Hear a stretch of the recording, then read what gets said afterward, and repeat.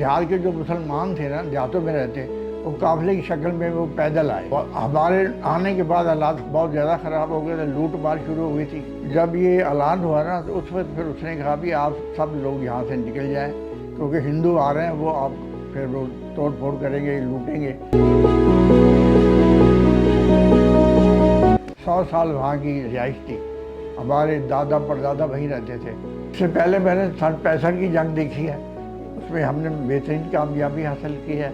پاکستان زندہ باد، پاک آرمی پائندہ باد۔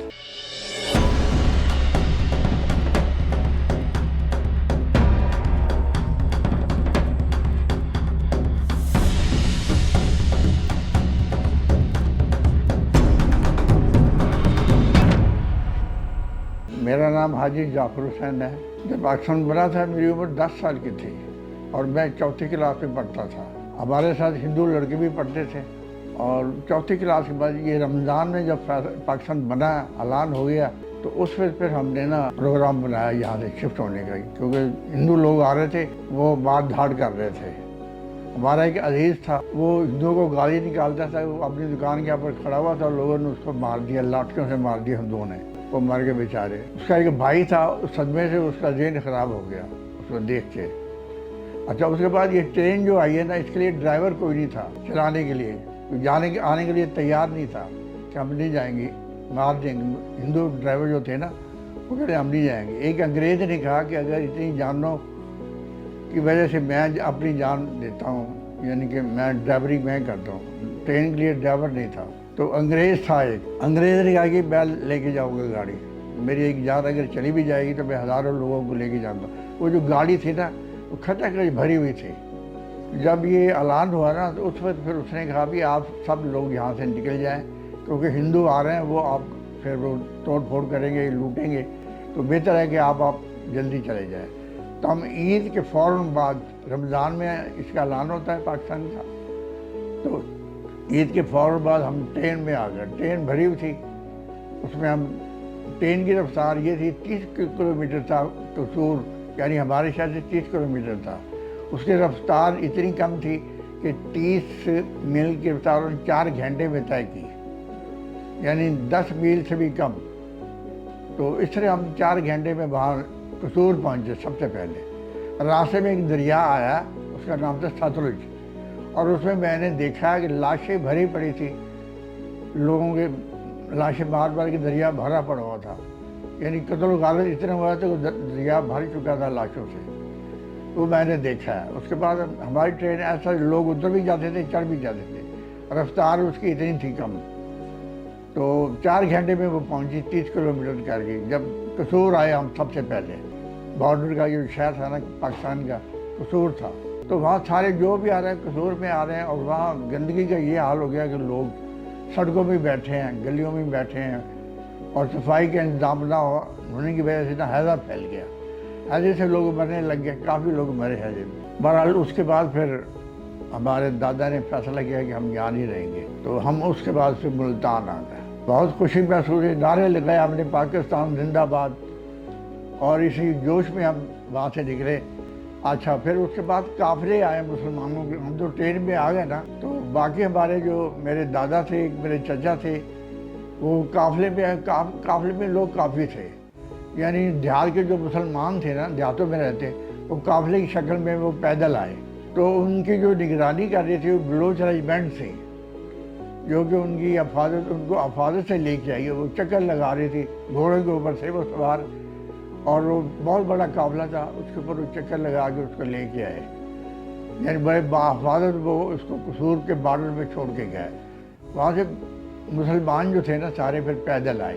ایک ہمارے خاندان کا ایک فرد تھا، ہمارے عزیز تھا، وہ اصل میں اپنی دکان کے آگے کھڑا ہوا گالیاں نکال رہا تھا ہندوؤں کو، تو ہندوؤں نے اس کو لاٹھیوں سے مار دیا دکان کے اوپر ہی۔ تو ان کا ایک بھائی تھا، تو اس نے اس کو دیکھ کے نا اس کا ذہن خراب ہو گیا، وہ پاگل ہو گیا، ذہنی توازن اس کا صحیح نہیں رہا۔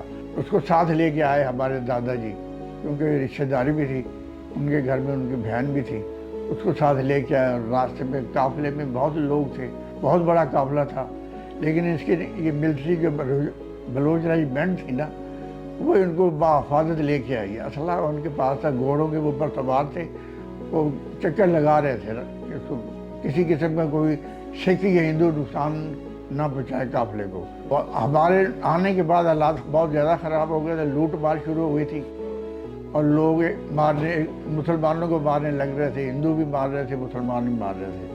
آپس میں مقابلہ بھی ان لوگوں نے کیا. لیکن اللہ کا شکر ہے کہ ہمارا خاندان حفاظت پہنچ گیا ٹرین سے, تو ہمیں ٹرین لے کے آئی. ہندوؤں سے زیادہ سکھوں نے مارا ہے, کیونکہ ان کے پاس کرپان اور تلوار تھی نا. ہندوؤں کے پاس یہ چیزیں نہیں ہوتی, ان کے پاس تو یہ اسلحہ ان کے ہر سکھ کے پاس ہوتا ہے. یہ تو بغیر کرپان کے چلتے ہی نہیں ہے. ان کی یعنی بنیادی مذہب میں ہے کہ تلوار لازمی رکھتے ہیں یہ. تو اس طرح ہم حفاظت پہنچ گئے. لیکن ہمارے دادا جی آئے, 8 دن لگے ان کو. 30 کلومیٹر پیدل چل کے آئے اور ملٹری کی حفاظت میں آئے. ملٹری کی جو تھی بلوچ ریجمنٹ, وہ گھوڑوں پہ سوار تھی اور وہ قافلہ بہت بڑا تھا مسلمانوں کا. جو دیہات میں مسلمان رہتے تھے نا, ان کو بحفاظت انہوں نے قصور پہنچایا. 8 دن لگے ان کو. پیروں میں چھالے پڑے ہوئے تھے اور بہت برا حال تھا جب وہ آئے, ہمارے دادا اور ہمارے چچا. تو اس طرح وہ یعنی پاکستان آئے تو ہم نے نعرے لگائے پاکستان کے. فیروزپور میں ایک واقعہ ہوا کہ میرا چھوٹا بھائی تھا, اس کے ہاتھ میں ڈنڈا تھا. تو اسٹیشن کے اوپر نا انہوں نے ڈنڈا لے لیا تو رونے لگا میرا چھوٹا بھائی. تو اس طرح یعنی کوئی چیز دیکھتے تھے نا تو بیانے نہیں دیتے تھے. بچوں سے بھی لے لیتے بھی کوئی چیز ہاتھ میں لے کے جائیں. بحفاظت ہمارا قافلہ جو تھا نا بحفاظت قصور پہنچ گیا. جو کچھ سامان تھا ہمارا سب بند کر کے آئے. ہمارے دادا تو کہتے تھے کہ ہم پھر واپس آئیں گے دوبارہ, لیکن وہاں جانے کا پھر سوال ہی نہیں پیدا ہوتا. وہ کہتے ہیں آج تک ہم نے کبھی نہیں سنا تھا کہ یہ اس طرح کا ہو حادثہ کہ ایسے چلے جائیں. ہماری 100 سال وہاں کی رہائش تھی. ہمارے دادا پردادا وہیں رہتے تھے اور ہمارا زیادہ تر کاروبار بھی ہندو لوگوں سے تھا. یہاں آگے بہت خوشی محسوس کی ہے کیونکہ ہندوؤں سے ہماری جان چھٹ گئی, کافروں سے, اور مسلمان ملک میں آ گئے. سب سے بڑی بات تو یہ ہے کہ اپنے پرسکون ماحول میں ہم رہے. وہاں سے آنے کے بعد وہاں تو افراتفری کا زمانہ تھا, یعنی بہت خطرناک حالات تھے. ہندو لوگ کافروں کی صورتوں میں آگے مار رہے تھے مسلمانوں کو. جو باہر سے لوگ ہندو آ رہے تھے نا وہ مار رہے تھے. ہم تو اپنے گھر سارے بند کر کے, ہم پورا مکان, ہم نے کوئی چیز وہاں سے نہیں اٹھائی, بھرے گھر چھوڑ کے آئے ہیں. سب سے بڑی خوشی تو یہ مذہب کی سب سے بڑی آزادی ہمیں, یعنی اب ہندو کے ساتھ نہیں ہم ایسے بنا سکتے جیسے پاکستان میں ہم رہ رہے ہیں, آزادی سے اپنے رسومات ادا کرتے ہیں. تو وہاں تو یہ چیزیں نہیں تھی نا, وہاں تو یہ آزادی نہیں تھی. پاکستان بننے کے بعد ہم بہت خوش ہوئے ہیں پاکستان میں آ کے.